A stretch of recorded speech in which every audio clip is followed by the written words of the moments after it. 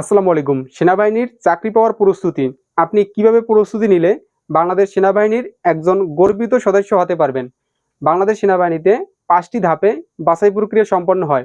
প্রথমে প্রাথমিক মেডিকেল, তারপরে শারীরিক পরীক্ষা, চূড়ান্ত মেডিকেল, লিখিত পরীক্ষা এবং সর্বশেষ হচ্ছে ভাইভা পরীক্ষা।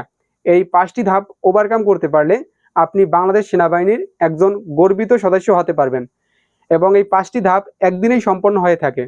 আপনি সকাল 7:30টায় সেনাবাহিনীর ক্যান্টনমেন্টে প্রবেশ করবেন এবং সারাদিন বাছাই প্রক্রিয়া চলমান থাকবে। সন্ধ্যার সময় তারা চূড়ান্তভাবে ফলাফল ঘোষণা করবেন, যারা চূড়ান্তভাবে টিকবে এবং চাকরি হবে। তো সেনাবাহিনীতে একদিনই মাঠের কার্যক্রম সম্পন্ন হয়ে থাকে এবং তারা যোগ্য লোককে নিয়োগ করে থাকেন। এখানে দুর্নীতির কোনো আশ্রয় নেই, একদম স্বচ্ছ নিয়োগ হয়ে থাকে বাংলাদেশ সেনাবাহিনীতে। তাই আপনাদের যাদের যোগ্যতা আছে তাদের অবশ্যই চাকরি হবে।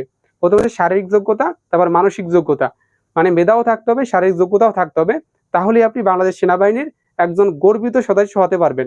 তো প্রাথমিক মেডিকেলে আপনার শরীরে যদি কোনো বড় ধরনের সমস্যা না থাকে তাহলে আপনি প্রাথমিক মেডিকেলে বাদ পড়বেন না। তারপর হচ্ছে শারীরিক পরীক্ষা। এখানে শারীরিক পরীক্ষায় বেশ কতগুলো পরীক্ষা করা হয় এবং ব্যায়াম করানো হয়। তো প্রথমে হচ্ছে দৌড়। দৌড় সাধারণত 200 মিটার দৌড় হয়ে থাকে এবং সময় থাকে 28 সেকেন্ড। 28 সেকেন্ডে আপনাকে 200 মিটার দৌড় কমপ্লিট করতে হবে। তারপরে বুক ডাউন মিনিমাম 20 বার দিতে হবে, 15 থেকে 20 বার, বেশি পারলে খুবই ভালো। তারপর হচ্ছে ভীম হচ্ছে উপরে একটা লোবারের পাইপ থাকবে, সেটা ধরে ওঠানামা করা, এটা মিনিমাম 5 বার করতে হবে।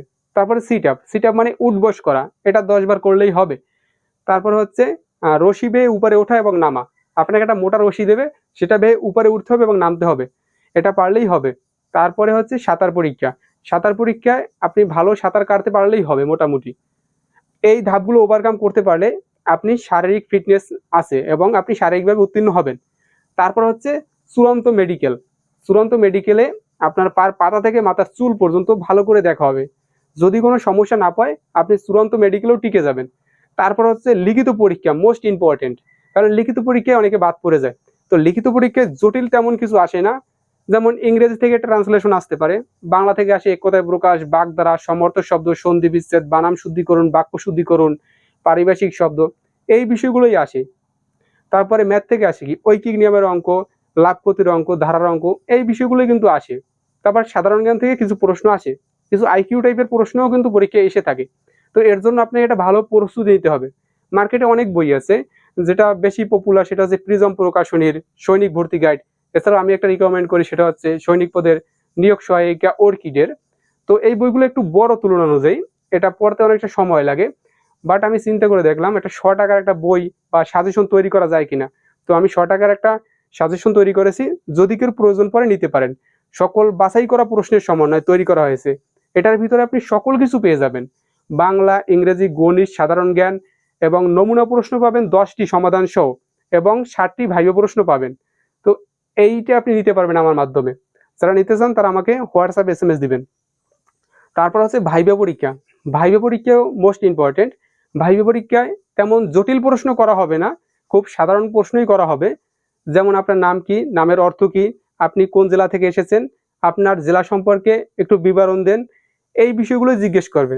আর দুই একটা ট্রান্সলেশন জিজ্ঞেস করতে পারে, যে আপনার বাবার একটা গরু ছিল, এটা ইংলিশ করেন, এইরকম, মানে সহজ, বেশি জটিল না। তো এই বিষয়গুলো ওভারকাম করতে পারলে আপনি বাংলাদেশ সেনাবাহিনীর একজন গর্বিত সদস্য হতে পারবেন। আর এখানে যাদের যোগ্যতা আছে তারাই চাকরি পাবে। বাংলাদেশ সেনাবাহিনীতে দুর্নীতির কোনো আশ্রয় নেই। বাংলাদেশ সেনাবাহিনীতে যোগ্য প্রার্থী চাকরি পেয়ে থাকে। তো আজকে আমি সংক্ষেপে আলোচনা করলাম। তো আপনি যদি ভালো করতে চান অবশ্যই পূর্ব প্রস্তুতি প্রয়োজন, প্র্যাকটিস প্রয়োজন। যার স্বপ্নগুলো যত সাজানো, তার সামনে আগানোর সুযোগ ততই বেশি। তো আপনারা প্র্যাকটিস করবেন এবং আপনারা মাঠে ভালো করবেন, এই প্রত্যাশা রেখেই ভিডিওটি শেষ করছি। সবাইকে ধন্যবাদ।